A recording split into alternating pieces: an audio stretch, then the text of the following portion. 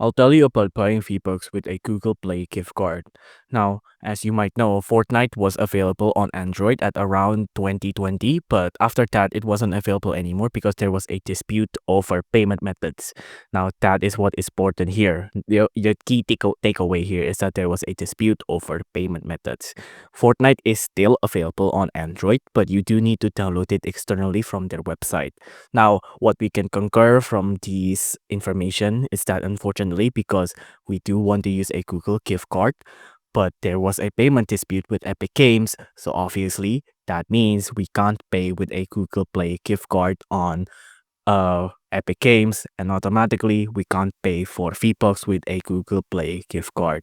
Now, I did search around trying to find an alternative for this, and unfortunately, there's not much alternative here as well, right? Because when you redeem a Google Play gift card, it's stuck to your Google Play store, right? It's stuck to your account on Google Play. It's not like you can transfer the funds freely, right? Because that's it. Because when you redeem it, that's it. The money goes to Google and you get in a specific amount of balance on their app in return.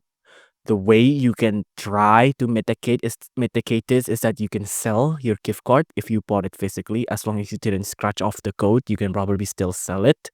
If you bought it virtually, then you're probably out of luck. You can see here when I try to buy V-Bucks on the payment methods here, there's no Google Play because again, Epic Games had a dispute with Google Play and it is no longer possible. The only way you can try to mitigate this is by selling it or selling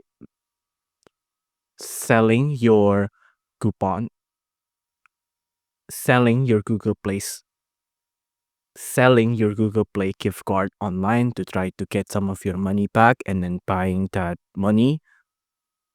And by using that money, you can use it to put it to other payment methods. From then, you can use it to buy V-Bucks. If you enjoyed this video, please do consider liking and subscribing.